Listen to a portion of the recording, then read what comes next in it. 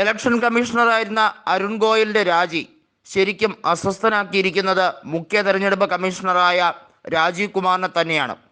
വരുന്ന ലോക്സഭാ തെരഞ്ഞെടുപ്പിൻ്റെ പ്രഖ്യാപനം പോലും നടത്താതെ തന്നെ അരുൺ ഗോയലിൻ്റെ രാജി വന്നിരിക്കുന്ന വേളയിൽ ഇലക്ഷൻ കമ്മീഷണറുടെ രാഷ്ട്രീയപരമായ ഇടപെടലാണോ ഇത് എന്ന രീതിയിലൊക്കെ പല ചോദ്യങ്ങൾ വരുന്നുണ്ട്.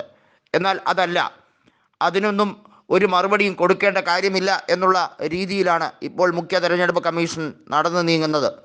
BJP പല കാര്യങ്ങളിലും ഇൻഫ്ലുവൻസ് ചെയ്യുന്നു എന്നുള്ള വലിയ ചോദ്യം കോൺഗ്രസ് ആരോപിക്കാൻ തുടങ്ങിയിട്ട് നാളുകളേറെയായി. 2014 മുതൽ മുഖ്യ തെരഞ്ഞെടുപ്പ് കമ്മീഷണർ എന്നത് BJPയുടെ കളിപ്പാവയായിരിക്കുന്നു എന്ന മട്ടിൽ പല രാഷ്ട്രീയ പാർട്ടികളും കടന്നാക്രമിക്കുന്നുണ്ട്. കൃത്യമായി പറഞ്ഞാൽ ഇലക്ട്രോണിക് വോട്ടിംഗ് മെഷീനിൽ പല രീതിയിലുള്ള തിരിമറിയും ഉണ്ടാകാൻ ഇടയുണ്ട് എന്നുള്ള കോൺഗ്രസിൻ്റെ ആരോപണം ശക്തമായി തന്നെ നിലനിൽക്കുന്ന സമയത്ത് ഈ രാജി കൂടി വരുമ്പോൾ അത് ഏറെ അസ്വസ്ഥമാക്കുന്നത് ഇലക്ഷൻ കമ്മീഷണറെ തന്നെയാണ്.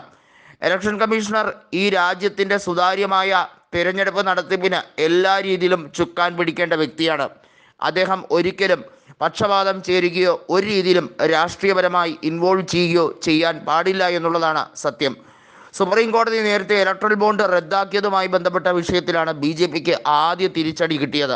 ഇപ്പോൾ തെരഞ്ഞെടുപ്പ് കമ്മീഷൻ രാജിവെച്ചതോടുകൂടി BJPക്ക് ഒന്നുകൂടി പ്രഹരമായിരിക്കുന്നു എന്ന് കൃത്യമായി തന്നെ പറയാം. BJP അത് പുറമേ കാണിക്കുന്നില്ല എന്ന് മാത്രമേ ഉള്ളൂ.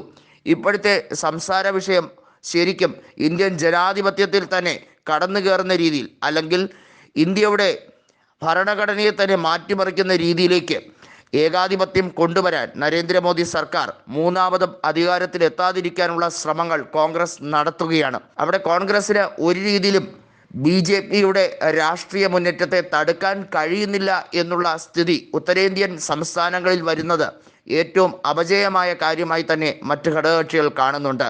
നേരത്തെ നിതീഷ് കുമാറിനെ ഇന്ത്യ മുന്നണിയുടെ കൂടെ നിർത്തിയിട്ടും നിതീഷ് കുമാർ ഇന്ത്യ മുന്നണി വിട്ടുപോയതുമായി ബന്ധപ്പെട്ട കാര്യത്തിൽ ഏറെക്കുറെ കോൺഗ്രസ് അസ്വസ്ഥമായിരുന്നു. എന്നാൽ ഇപ്പോൾ പഴയ ഫോമിലേക്ക് തിരിച്ചെത്തി.